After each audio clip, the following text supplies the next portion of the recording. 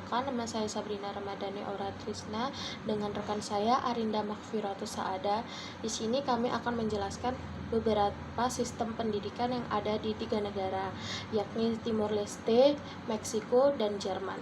Dalam 3 aspek, yakni ada input, proses, dan outcome. Yakni terletak pada benua Asia, yaitu negara Timor Leste. Negara Timor Leste ini merupakan salah satu negara di Asia Tenggara yang sistem pendidikannya ini terus berkembang sejak meraih kemerdekaan pada tahun 2002.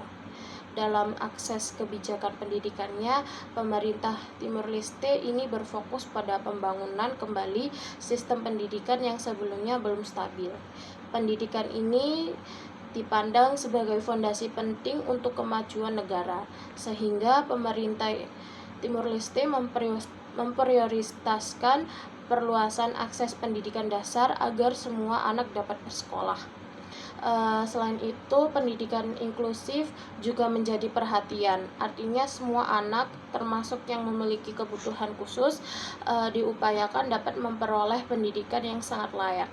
Untuk meningkatkan kualitas pendidikan, dilakukan reformasi kurikulum dan pelatihan guru dengan dukungan dari berbagai organisasi internasional dan donor. Dari segi dukungan material dan finansial, kondisi sekolah di Timor Leste masih menghadapi berbagai keterbatasan, terutama di daerah pedesaan. Banyak sekolah yang kekurangan fasilitas dasar seperti air bersih, ruang kelas yang memadai, dan bahan ajar. Pendanaan pendidikan ini berasal dari pemerintah serta bantuan dari pihak luar yang digunakan untuk membangun sekolah, menyediakan sarana belajar, dan meningkatkan kualitas guru. Namun, kesenjangan antara sekolah di perkotaan dan pedesaan ini masih cukup besar. Dalam hal kurikulum, Timor Leste telah melakukan reformasi besar pada periode tahun 2013 hingga 2015. Kurikulum ini menekankan pembelajaran yang berpusat pada siswa, bukan hanya menghafal materi, namun bahasa yang digunakan dalam pembelajaran adalah bahasa Tetun dan bahasa Portugis, serta materi yang disesuaikan dengan konteks lokal. Pendekatan ini mendorong siswa untuk lebih aktif, berdiskusi, dan berpikir kritis. Meskipun demikian, penerapannya masih belum merata karena masih ada kendala dalam penyesuaian dengan kebutuhan lokal di berbagai daerah. Selanjutnya, dalam bidang pendidikan guru, Timor Leste ini masih menghadapi tantangan besar. Banyak guru yang belum memiliki kualifikasi dan pelatihan yang memadai. Oleh karena itu, pemerintahan ini berupaya meningkatkan kompetensi guru melalui pelatihan berkelanjutan, termasuk pelatihan bahasa dan metode mengajar. Meskipun sudah ada peningkatan, kualitas guru masih menjadi faktor penting yang mempengaruhi hasil belajar siswa.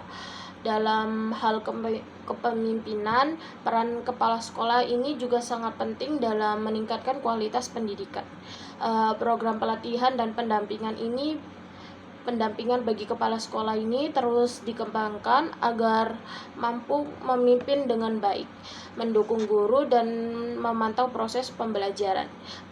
Kepemimpinan yang kuat terbukti dapat memberikan dampak positif terhadap kualitas pengajaran dan hasil belajar siswa. Beralih ke proses pendidikan, suasana sekolah di Timor Leste diarahkan untuk menjadi lingkungan yang aman dan inklusif bagi semua siswa.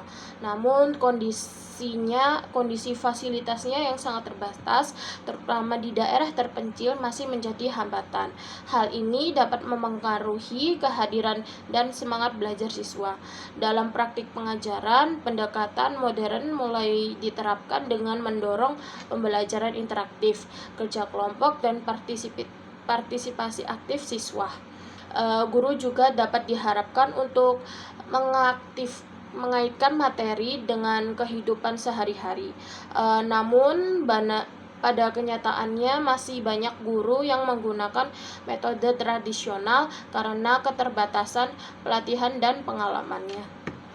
Yang selanjutnya yakni ada kolaborasi. Kolaborasi ini menjadi salah satu kekuatan dalam sistem pendidikan Timor Leste. Pemerintah bekerja sama dengan organisasi non-pemerintah, lembaga internasional, dan masyarakat setempat. Agar keterlibatan masyarakat ini sangat penting dalam mendukung pendidikan. Misalnya dengan meningkatkan partisipasi siswa dan mendukung pendidikan inklusif. Dukungan terhadap individu juga menjadi perhatian, terutama bagi siswa dengan kebutuhan khusus dan kelompok yang kurang beruntung. Walaupun sudah ada upaya untuk menuju pendidikan inklusif, masih terdapat kendala seperti keterbatasan fasilitas dan hambatan bahasa. Secara keseluruhan, sistem dukungan ini masih dalam tahap pengembangan. Dari sisi hasil pendidikan, Timor Leste ini menunjukkan bahwa kemajuan seperti meningkatnya jumlah siswa yang bersekolah dan kesetaraan gender yang hampir tercapai, namun masih terdapat tantangan seperti rendahnya kemampuan membaca dan berhitung serta tingginya angka putus sekolah dan tinggal kelas terutama di daerah pedesaan. Dalam aspek kesejahteraan, pendidikan membantu meningkatkan kesadaran masyarakat tentang kesehatan dan kehidupan sosial. Namun, kondisi ekonomi yang sulit, kurangnya fasilitas, serta jarak tempuh yang jauh masih mempengaruhi kesejahteraan siswa. Banyak anak yang menghadapi masalah seperti kekurangan gizi dan kelelahan saat pergi ke sekolah. Yang terakhir yakni dari segi ekonomi dan dunia kerja. Pendidikan di Timor Leste ini memiliki peran penting dalam mengurangi kemiskinan dan menciptakan tenaga kerja yang terampil. Namun masih ada banyak kesenjangan antara pendidikan yang diterima dengan kebutuhan dunia kerja. Banyak lulusan yang belum memiliki keterampilan yang siap digunakan untuk di lapangan kerja. Oleh karena itu, kedepannya diperlukan penyesuaian antara sistem pendidikan dan kebutuhan pasar kerja agar dapat mendukung pembangunan nasional secara lebih optimal. Yang kedua yakni ada negara Meksiko. Dalam membahas sistem pendidikan yang ada di Meksiko, sebagian besar dari global selatan, kita dapat melihat melalui dua aspek utama yaitu input dan proses. Pada bagian input yang pertama yakni ada kebijakan atau policy. Sejak tahun 2013, Meksiko melakukan reformasi pendidikan besar-besaran dengan tujuan untuk meningkatkan kualitas dan pemerataan pendidikan. Pendidikan di Meksiko ini merupakan hak konstitusi nasional bagi seluruh warga negara, sehingga pemerintah berupaya memastikan semua anak ini mendapatkan akses pendidikan yang layak. Salah satu langkah penting adalah menjadi pendidik menengah atas sebagai wajib, sehingga siswa tidak hanya berhenti di tingkat dasar. Selain itu, pemerintah juga menyediakan berbagai program bantuan keuangan untuk membantu siswa dari keluarga kurang mampu. Tidak hanya fokus pada akses, kebijakan ini juga menekankan peningkatan hasil belajar serta kesejahteraan siswa secara keseluruhan. Selanjutnya yakni ada dukungan material dan finansial. Pemerintah Meksiko ini berinvestasi dalam pembangunan dan perbaikan infrastruktur sekolah, terutama di daerah pedesaan dari wilayah masyarakat adat yang sebelumnya kurang terlayani. Bantuan finansial juga diberikan kepada keluarga berpenghasilan rendah agar anak-anak mereka tetap bisa bersekolah. Selain itu, akses terhadap pendidikan anak usia dini dan pendidikan menengah atas terus diperluas. Namun, meskipun sudah ada berbagai upaya, kesenjangan masih terlihat, terutama antara sekolah di daerah perkotaan dan pedesaan. Distribusi sumber daya yang belum merata menjadi salah satu tantangan utama. Yang berikutnya yakni adalah kurikulum. Kurikulum di Meksiko ini memperkenalkan kurikulum nasional baru pada tahun 2017 hingga 2018 yang menekankan bahwa keterampilan abad ke-21 seperti berpikir kritis, kreativitas, dan kemampuan memecahkan masalah ini. Kurikulum ini juga memasukkan pembelajaran sosial emosional untuk membantu perkembangan karakter siswa. Selain itu, kurikulum ini memberikan fleksibilitas bagi sekolah untuk menyesuaikan dengan kebutuhan lokal. Namun, tantangan yang muncul adalah banyak guru yang mendapatkan pelatihan yang cukup untuk menerapkan kurikulum ini secara maksimal. Kemudian pada aspek pendidikan guru atau teacher education, sistem pendidikan di Meksiko ini mencakup pelatihan awal di lembaga pendidikan guru, pengembangan profesional berkelanjutan, serta sistem evaluasi berbasis kinerja. Meskipun sistem ini sudah dirancang cukup baik, kenyataannya masih banyak guru yang merasa belum siap menghadapi perubahan metode pembelajaran. Bahkan hanya sekitar 62% guru yang melaporkan memiliki pelatihan formal yang memadai. Hal ini menunjukkan adanya kesenjangan antara kebijakan dan pelaksanaan di lapangan. Selanjutnya yakni ada kepemimpinan atau leadership dalam pendidikan. Dalam pendidikan sistem di Meksiko ini melibatkan berbagai tingkat pemerintahan. Pemerintahan pusat bertugas untuk menetapkan kebijakan, sementara pemerintahan daerah bertanggung jawab atas pelaksanaannya. Di tingkat sekolah, kepala sekolah dan pengawas memiliki peran penting dalam memastikan kebijakan berjalan dengan baik. Program seperti LAS Escuela al Centro dirancang untuk memperkuat peran kepemimpinan di sekolah, sehingga pengambilan keputusan bisa lebih efektif dan sesuai dengan kebutuhan siswa. Beralih ke proses yang pertama yakni ada iklim atau school climate.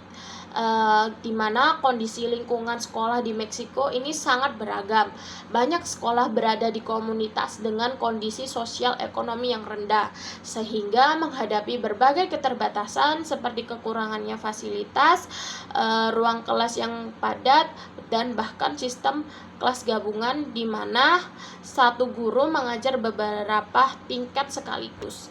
Hal ini menjadi tantangan dalam menciptakan lingkungan belajar yang optimal.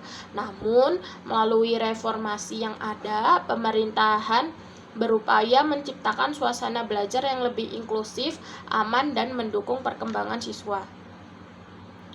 Yang terakhir yakni adalah praktik pengajaran dan pedagogi. Saat ini Meksiko sedang berusaha untuk mengubah pendekatan pembelajaran dari yang berpusat pada guru menjadi berpusat pada siswa. Pendekatan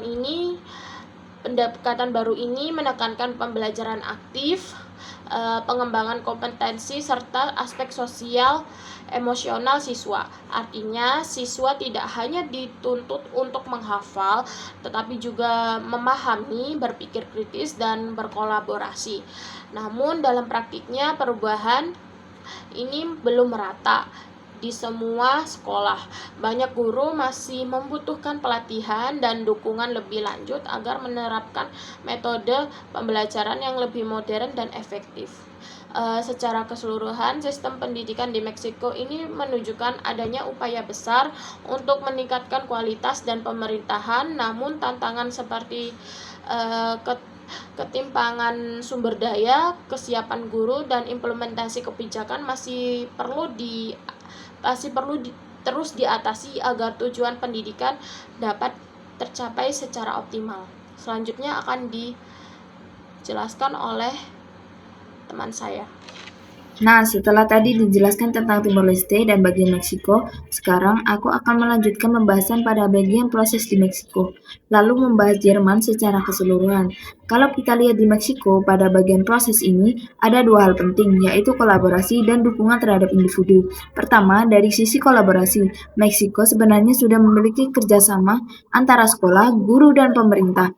Bahkan ada reformasi kurikulum, tapi di lapangan implementasinya masih belum maksimal. Lalu yang kedua, dukungan terhadap individu di Meksiko sudah ada bantuan keuangan, program inklusi, dan pembelajaran sosial emosional. Tapi pertanyaannya, apakah itu sudah merata? Jawabannya belum sepenuhnya, karena masih ada ketimpangan terutama di daerah pedesaan. Nah, sekarang kita beralih ke negara Jerman, yang merupakan contoh negara dengan sistem pendidikan yang lebih maju. Pertama, dari sisi input atau dasar sistem pendidikan. Di Jerman, sistemnya bersifat desentralisasi. Artinya, setiap negara bagian punya kewenangan masing-masing dalam mengatur pendidikan. Dari segi pendanaan, Jerman memiliki investasi yang tinggi di bidang pendidikan, sehingga fasilitas dan kualitasnya juga sangat baik. Kurikulumnya berbasis kompetensi, jadi siswa tidak hanya belajar teori, tapi juga keterampilan. Bahkan ada jalur akademik dan vokasi. Selain itu, guru di Jerman juga sangat terlatih. Dengan pendidikan yang panjang dan standar yang tinggi, selanjutnya kita belajar lihat proses pembelajarannya dari sisi iklim.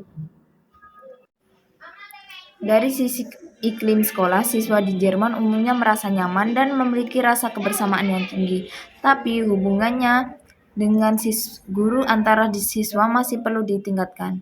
Dalam pembelajaran, Jerman menggunakan pendekatan yang berpusat pada siswa dan berbasis kompetensi dengan fokus pada keterampilan nyata. Kolaborasi juga sangat kuat, terutama dengan dunia industri, melalui sistem dual. Jadi, siswa tidak hanya belajar di sekolah, tetapi juga langsung praktik kerja. Untuk dukungan individu, siswa diarahkan sejak dini ke jalur akademik dan vokasi. Namun, sistem ini juga bisa menyebabkan ketimpangan. Lalu bagaimana hasilnya? Secara akademik, Jerman berada di atas rata-rata OECD, terutama dengan membaca dan matematika. Tapi masih ada kesenjangan terhadap latar belakang siswa. Dari sisi kesejahteraan, siswa di Jerman umumnya memiliki kondisi yang baik, walaupun ada tekanan dari sistem penjurusan dini. Dalam bidang ekonomi, Jerman sangat kuat, tingkat pengangguran yang rendah, dan lulusan lebih siap kerja, karena sistem pendidikan terhubung langsung dengan dunia industri.